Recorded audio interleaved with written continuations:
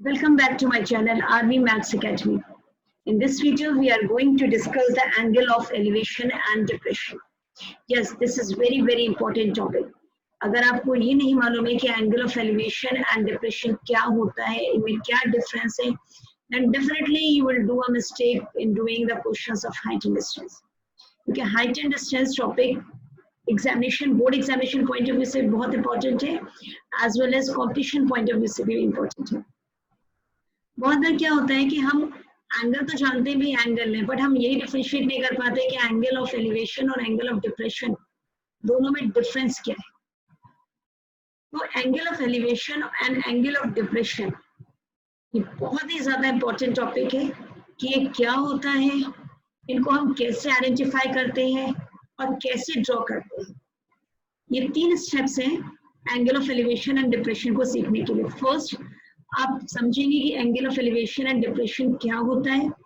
Second thing, कैसे identify करेंगे कि कौन सा एंगल ऑफ एलिवेशन है, कौन सा एंगल ऑफ डिप्रेशन है. एंड थर्ड, कैसे आप फिगर में खुद से ड्रॉ कर पाएंगे कि एंगल ऑफ एलिवेशन और एंगल ऑफ डिप्रेशन. तो चलिए first we will go to the first slide. First thing is line of sight. क्योंकि एंगल ऑफ एलिवेशन या एंगल ऑफ डिप्रेशन से पहले सबसे इंपॉर्टेंट है ये जानना कि लाइन ऑफ साइट क्या चीज होती है. सो लाइन ऑफ साइट क्या होता है. मान लीजिए आप किसी भी चीज को देख रहे हैं. भाई जब आप किसी भी चीज को देखते हैं तो उस समय अगर मान लीजिए कोई लाइन ले लें जो आपकी आईज और उस ऑब्जेक्ट को कनेक्ट कर रही हो, ठीक है, तो उस हम लाइन को क्या कहते हैं, लाइन ऑफ साइट. मतलब जो लाइन किसी भी ऑब्जर्वर की आई को और ऑब्जेक्ट को कनेक्ट करती है. सपोज मान लीजिए यहाँ पर कोई ऑब्जेक्ट है, ठीक है, और आप इसकी सीट में आप उसे देख रहे हो. तो ये जो लाइन है जो आपकी आई और ऑब्जेक्ट को कनेक्ट करेगी, that is called line of site.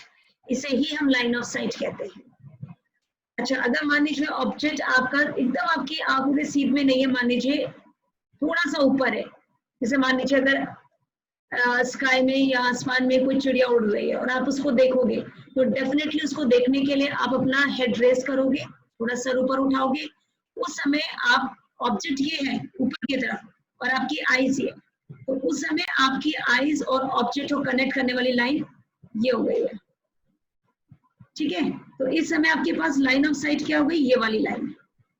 अगर मान लीजिए आप नीचे की साइड देख रहे हो, सपोज मान लीजिए आपका पेन है, पेंसिल है, या कोई भी चीज आपकी फ्लोर पर गिर गई, या कोई चीज फ्लोर पे ऑलरेडी है आप उसे देख रहे हो, या किसी भी चीज का बॉटम, बिल्डिंग है, बिल्डिंग का भी कोई बॉटम आप देख रहे हो, तो आप डेफिनेटली नीचे की साइड देखोगे. तो उसको देखने के लिए आप क्या करते हो, अपना हेड जो है वो नीचे की साइड बेंड करते हो, ठीक है. तो उस समय जो आपकी आईज और ऑब्जेक्ट होता है उसको ज्वाइन करने वाली लाइन ऐसी होगी. यानी आपका जो लाइन ऑफ साइट है वो इस तरीके से होगी. तो लाइन ऑफ साइट जो होती है वो हॉरिजॉन्टल, बिकॉज हम जानते हैं ये हॉरिजॉन्टल लाइन होती है और ये वर्टिकल लाइन होती है, ठीक है. तो इस टाइम पे हमारी अगर ऑब्जेक्ट हमारी बिल्कुल आंख के सामने है तो ना तो हमें अपना हेड रेस करना पड़ रहा है, ना हमें अपना हेड झुकाना पड़ रहा है, बेंड करना पड़ रहा है उस चीज को देखने के लिए, क्योंकि वो ऑब्जेक्ट हमारे सामने है बिल्कुल. तो उस समय हमारी लाइन ऑफ साइट जो होती है वो हॉरिजॉन्टल होती है, ठीक है. लेकिन अगर ऑब्जेक्ट हमारी आंखों के ठीक सामने नहीं है, ऊपर है या नीचे की साइड है, तो हमें अपना हेड या तो रेस करना पड़ता है या थोड़ा सा बेंड करना पड़ता है उस चीज को देखने के लिए. तो उस समय हमारे पास लाइन ऑफ जो साइट होती है वो क्या होती है, हॉरिजॉन्टल नहीं होती है, बल्कि हॉरिजॉन्टल से कुछ एंगल बना रही होती है. देखिए ये हॉरिजॉन्टल लाइन है, ठीक है. फर्स्ट केस में जब आपका ऑब्जेक्ट बिल्कुल हॉरिजॉन्टल पोजीशन में है तो लाइन ऑफ साइट और हॉरिजॉन्टल के बीच में कोई एंगल नहीं. लेकिन जब ऑब्जेक्ट ऊपर की साइड गया है यहाँ पर, तो आपकी लाइन ऑफ साइट ऐसे हो गई है, तो उसने इस समय हॉरिजॉन्टल से कुछ एंगल बना लिया है, ठीक है. इसी तरीके से जब आपका ऑब्जेक्ट नीचे की साइड है तो लाइन ऑफ साइट इस समय भी आपके हॉरिजॉन्टल से कुछ एंगल बना रही है. इसका मतलब ये है कि लाइन ऑफ साइट जो होती है वो कैसे हो सकती है, हॉरिजॉन्टल भी हो सकती है या हॉरिजॉन्टल से कुछ एंगल बनाते हुए भी हो सकती है, चाहे वो एंगल ऊपर की साइड बन रहा हो, चाहे वो एंगल नीचे की साइड बन रहा हो. तो लाइन ऑफ साइट क्या हुआ. So line of sight is a line drawn from the eye of an observer to the point in the object viewed by the observer. मतलब हमारी आईज और उस ऑब्जेक्ट को कनेक्ट करने वाली लाइन जिसको कि हम देख रहे हैं, वो लाइन ही क्या कहलाती है, लाइन ऑफ साइट कहलाती है। तो जब ऑब्जेक्ट हमारे पास सामने था यहाँ पर, तो ये थी हमारी लाइन ऑफ साइट। जब ऑब्जेक्ट हमारे पास यहाँ आ गया तो हमारे पास जो है वो लाइन ऑफ साइट हमारी इस तरीके से हो गई, और जब ऑब्जेक्ट हमारा नीचे के साइड है तो हमारी लाइन ऑफ साइट ये हो गई। Now next is angle of elevation. मान लीजिए ये टावर है, ठीक है, दिस इज एफिल टावर, और इसके सामने एक आदमी खड़ा है जो कि इसके टॉप की तरफ देख रहा है, और उसे क्या करना है, इस टावर की हाइट में फाइंड आउट करनी है विदाउट एक्चुअली मेजरिंग इट।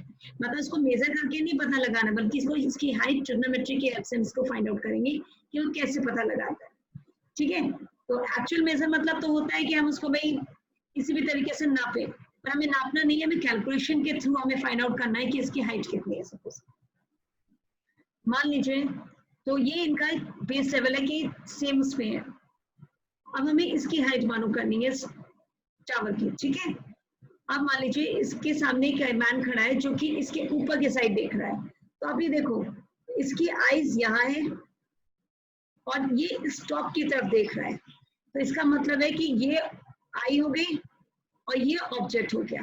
तो ऑब्जेक्ट क्या हो गया, ठीक, इसकी हॉरिजॉन्टल पोजीशन में तो है नहीं, क्योंकि अगर ये सीधे देखेगा तो हॉरिजॉन्टल लाइन ऐसे आएगी, लेकिन ऑब्जेक्ट कहाँ है हमारा, ऊपर की साइड है।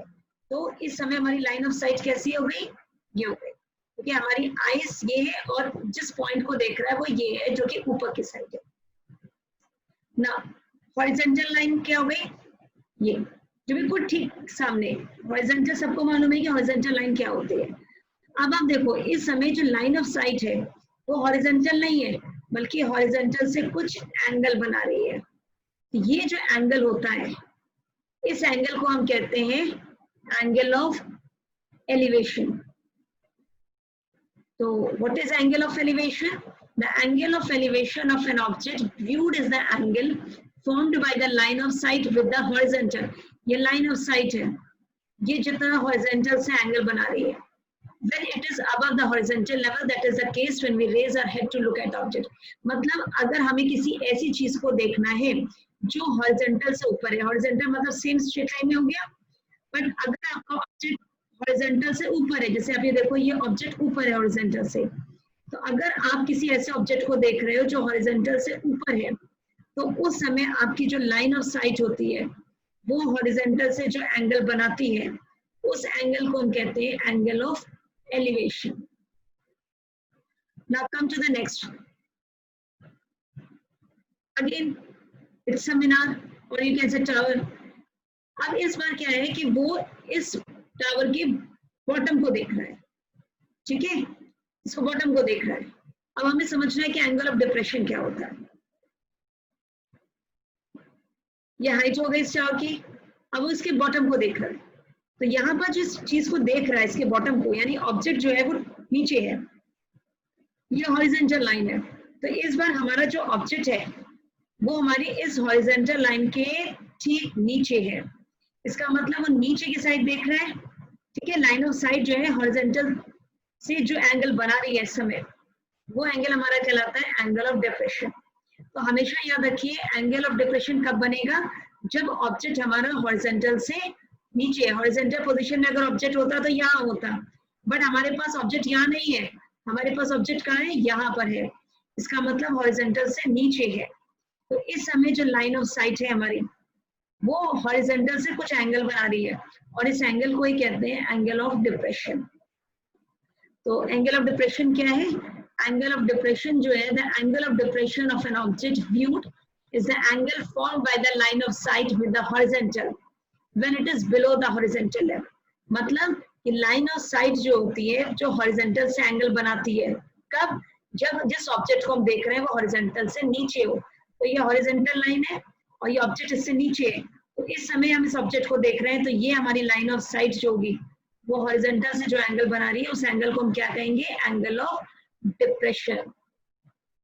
एक चीज याद रखिए कि एंगल ऑफ डिप्रेशन हो या एंगल ऑफ एलिवेशन हो, दोनों के लिए दो चीजें इंपॉर्टेंट है, एक लाइन ऑफ साइट और दूसरा हॉरिजॉन्टल।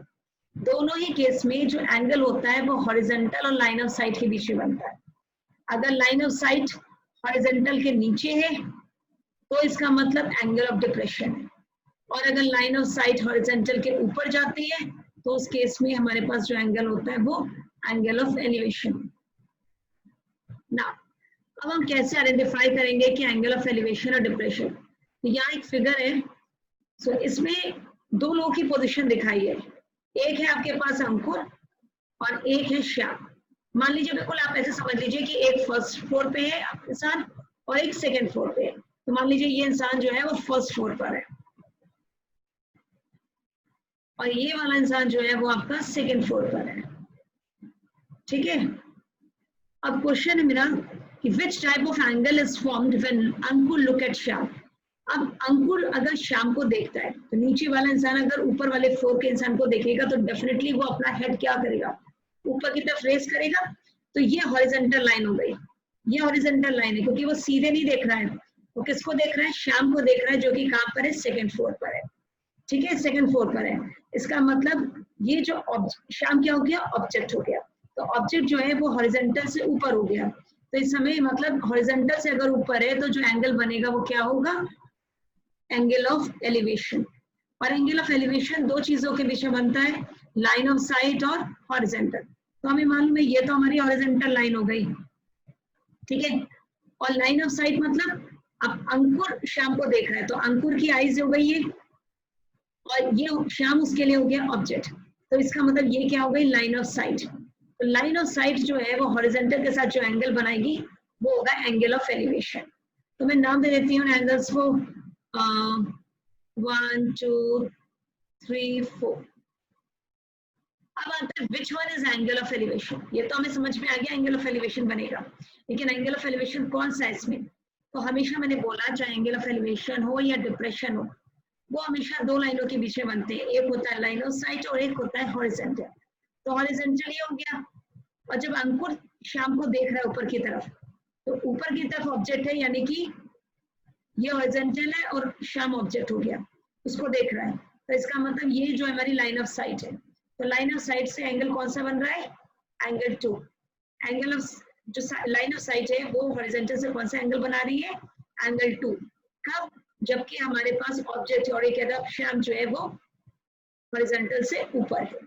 तो ये हो गया हमारे पास एंगल 2। नाउ अब अगर मैं ये क्वेश्चन इस तरीके से पूछूं कि श्याम अंकुर को देख रहा है, मतलब सेकंड फ्लोर वाला इंसान फर्स्ट फ्लोर को देखेगा, फर्स्ट फ्लोर वाले इंसान को, तो आप खुद ही सोचिए अगर सेकंड फ्लोर वाला इंसान फर्स्ट फ्लोर वाले इंसान को देख रहा है तो डेफिनेटली वो नीचे की तरफ देखेगा, अपने हेड को बेंड करेगा।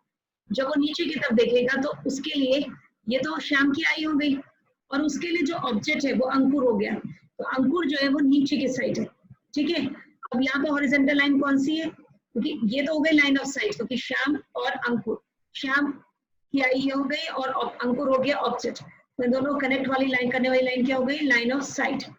और लाइन ऑफ साइट, अब आपको मालूम है कि एंगल जो होता है वो लाइन ऑफ साइट और हॉरिजॉन्टल के बीच में बनेगा। तो हॉरिजॉन्टल लाइन कौन सी है, ये वाली, ठीक है, क्योंकि ये तो वर्टिकल हो गई, तो हॉरिजॉन्टल लाइन ये है। अब आपसे पूछा है कि which type of angle is form, तो मैंने पहले भी कहा है कि अगर हॉरिजॉन्टल में, हॉरिजॉन्टल लाइन के नीचे ऑब्जेक्ट है, ये हॉरिजॉन्टल लाइन है, ऑब्जेक्ट नीचे है, ठीक है, क्योंकि यहाँ पर मेरे पास श्याम है, श्याम देख रहा है, तो इसलिए श्याम से जो हॉरिजॉन्टल लाइन जा रही है वो देखेंगे। हम इस वाले को कंसीडर नहीं करेंगे क्योंकि हमारे पास जो ऑब्जर्वर है वो श्याम है इस पर, तो श्याम से जो हॉरिजॉन्टल लाइन पास हो रही है उसको कंसीडर करेंगे। तो श्याम के पास से कौन सी हॉरिजॉन्टल लाइन जा रही है, ये वाली, तो ये वाली हॉरिजॉन्टल लाइन हम कंसीडर करेंगे। तो ये वाली हॉरिजॉन्टल लाइन और ये वाली लाइन ऑफ साइट, ठीक है। तो ये वाला जो एंगल हुआ ये हमारे पास कौन सा हो गया, कौन सा एंगल बनेगा, एंगल ऑफ डिप्रेशन, क्योंकि वो नीचे की साइड देख रहा है। तो ये जो एंगल हो गया वो हो गया एंगल ऑफ डिप्रेशन। तो यहाँ पर आ गया एंगल ऑफ डिप्रेशन।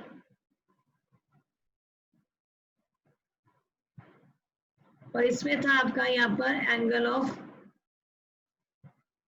एलिवेशन। अब आता है कि कौन सा एंगल बनेगा, तो एंगल मैंने आपको पहले ही बताया है कि लाइन ऑफ साइट और हॉरिजॉन्टल के बीच में बनता है, क्योंकि हॉरिजॉन्टल लाइन हम ये कंसीडर कर रहे हैं, लाइन ऑफ साइट ये है, तो इसके बीच में कौन सा एंगल बन गया है, एंगल 4। तो एंगल ऑफ डिप्रेशन हो गया एंगल 4। तो इस तरीके से आप इजीली आइडेंटिफाई कर सकते हो कौन सा एंगल आपका एंगल ऑफ एलिवेशन है और कौन सा एंगल ऑफ डिप्रेशन है। हमेशा याद रखिए हॉरिजॉन्टल के ऊपर अगर ऑब्जेक्ट है तो वो आपका एंगल ऑफ एलिवेशन होता है, और हॉरिजॉन्टल के नीचे अगर ऑब्जेक्ट है तो वो एंगल ऑफ डिप्रेशन फॉर्म करेगा। नेक्स्ट, नाउ अब मान लीजिए आपके पास दो पोल दिए, अभी हमने पहले भी सीखा कि एंगल ऑफ एलिवेशन और एंगल ऑफ डिप्रेशन क्या होता है, फिर हमने देखा कि एंगल ऑफ डिप्रेशन और एंगल ऑफ एलिवेशन को हम कैसे आइडेंटिफाई करेंगे। अब एक चीज आती है कि भाई ये तो हमने सीख लिया, लेकिन अब बनाएंगे कैसे, तो वो भी सीख लेते हैं। तो हमारे पास दो पोल्स है, ठीक है, एक A B and C D, 2 poles है हमारे पास। अब हमें क्या करना है, हमारा क्वेश्चन है draw the angle of elevation of D from B. हमें एंगल ऑफ एलिवेशन बनाना है डी से बी पर, सॉरी बी से डी पर, और डी फ्रॉम बी, बी मतलब बी से हमें डी पे बनाना है, and the angle of depression of C from B. अब चाहे एंगल ऑफ एलिवेशन बनाना हो चाहे एंगल ऑफ डिप्रेशन बनाना हो, हमें क्या करना होता है, हमें हॉरिजॉन्टल लाइन तो सबसे पहले बनानी होती है। तो दोनों में ही आप देखिए बी से ही करना है, यहाँ भी बी से करना है या बी से करना है। सबसे पहले तो हम हॉरिजॉन्टल लाइन बी से ड्रॉ करेंगे क्योंकि बी से ही बनाना है, तो ये हो गई सबसे पहले हॉरिजॉन्टल लाइन ड्रॉ। अब हमसे कहा है कि एंगल ऑफ एलिवेशन बनाओ डी फ्रॉम बी, तो मतलब मैं बी को डी से कनेक्ट कर दूं, तो ये हो गई, ये मेरी क्या है, लाइन ऑफ साइट। अब ये हॉरिजॉन्टल है, ऑब्जेक्ट ऊपर है क्योंकि हमने डी को कंसीडर किया है बी से, ठीक है, तो ये हमारे पास जहां पर जो आएगा वो कौन सा हो जाएगा, एंगल, एंगल ऑफ एलिवेशन। अब दूसरा आपको कनेक्ट करना है सी को बी से, सी को बी से कनेक्ट कर देते हैं, सी भी बी से कनेक्ट हो गया है, ठीक है। तो यहाँ पर ऑब्जेक्ट आपका कौन सा है, आपका ऑब्जेक्ट नीचे की साइड है, तो इसका मतलब कौन सा एंगल बना, एंगल ऑफ डिप्रेशन। तो यहाँ पर जब डी इस हॉरिजॉन्टल लाइन से ऊपर है, तो ये जो एंगल बन रहा है ये कहलाता है आपका एंगल ऑफ एलिवेशन, और ये एंगल नीचे की साइड है तो मैं ऐसे एरो बनाऊंगी, ये हो गया एंगल ऑफ डिप्रेशन। मेरे ख्याल से समझ में आ गया है कि एंगल ऑफ एलिवेशन और डिप्रेशन कैसे बनाते हैं, ठीक है। ये एंगल ऑफ डिप्रेशन हमेशा याद रखिए। अब ये देखो, ये हॉरिजॉन्टल लाइन है, ये भी हॉरिजॉन्टल लाइन है, आपको मालूम है पैरेलल लाइंस में अगर कोई ये जेड जैसा फिगर बनता है तो हमारे पास ये एंगल इक्वल हो जाते हैं, तो ये भी, ये एंगल और ये एंगल इक्वल होगा। Now we have learned what is angle of elevation, what is angle of depression, what is line of sight. तो अब हमें क्या करना है कि इस टावर की हाइट फाइंड आउट करनी है। तो हमें इस टावर की हाइट फाइंड आउट करने के लिए किन किन चीजों की जरूरत है, तो हमें जो है ये सबसे पहले एंगल ऑफ एलिवेशन, सेकेंड हमें चाहिए हॉरिजॉन्टल डिस्टेंस,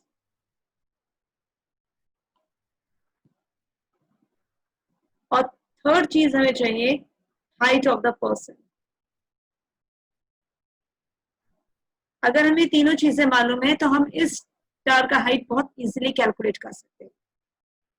तो आपको मालूम है कि एंगल के सामने वाले साइड क्या होती है, the side which is just opposite to the angle is known as perpendicular. तो this is perpendicular, this is base. तो परपेंडिकुलर एंड बेस हमें दो चीजें हैं, तो हमारे पास अगर कौन सा ट्रिग्नोमेट्रिक रेशियो है जिसको हम यहाँ अप्लाई कर सकते हैं, तो परपेंडिकुलर एंड बेस ये दोनों चीजें या तो tan में आती हैं या cot में आती है। तो हम क्या करेंगे, हम इन दोनों में से कोई भी फॉर्मूला एप्लीकेबल, कोई भी फॉर्मूला हम अप्लाई कर सकते हैं क्योंकि दोनों ही फॉर्मूले एप्लीकेबल है। तो in triangle ABC angle, this point is C, this angle C is 90 degree. तो अगर मैं लगाती हूँ यहाँ पर 10, सपोज अगर मैं मान लूँ मेरे पास एंगल ऑफ एलिवेशन 45 डिग्री है और ये हॉरिजॉन्टल डिस्टेंस मेरे पास 30 मीटर है और इस पर्सन की हाइट मेरे पास 1 मीटर है। तो in triangle ABC angle C is equal to 90 degree, तो मैं लगा सकती हूँ tan theta is equal to perpendicular upon base. तो मेरे पास थीटा की वैल्यू 45 है, tan 45 degree is equal to perpendicular upon base, base is 30, tan 45 1। मैंने इसकी वैल्यूज कैलकुलेट करना आपको पिछले सारे अपने चैप्टर में समझा दिया है कि how will you calculate the values of the angle of the trigonometric ratios. तो P is equal to 30 metre और मेरे पास हाइट क्या है टावर की, that is BD। BD is equal to BC plus CD।